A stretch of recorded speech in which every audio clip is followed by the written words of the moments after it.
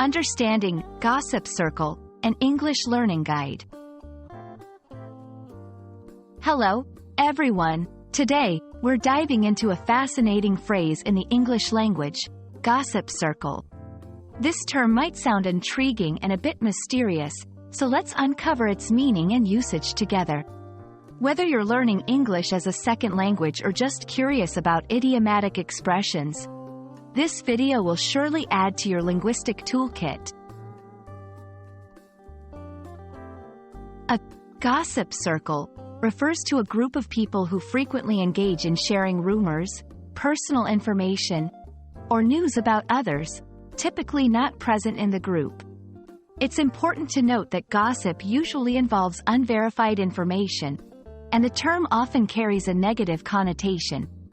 Gossip circles can be found in various social settings, such as workplaces, schools, or social gatherings. While gossiping might seem like a harmless way to pass the time, it can have serious implications.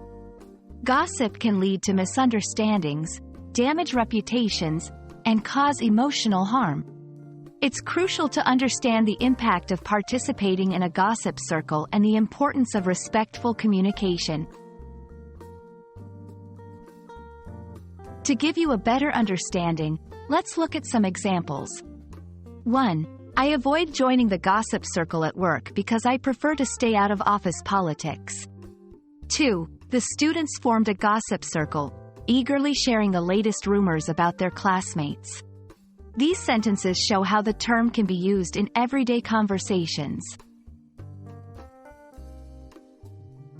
If you're looking for ways to describe similar situations without using the term gossip circle, consider phrases like rumor mill, whisper network, or chatter group.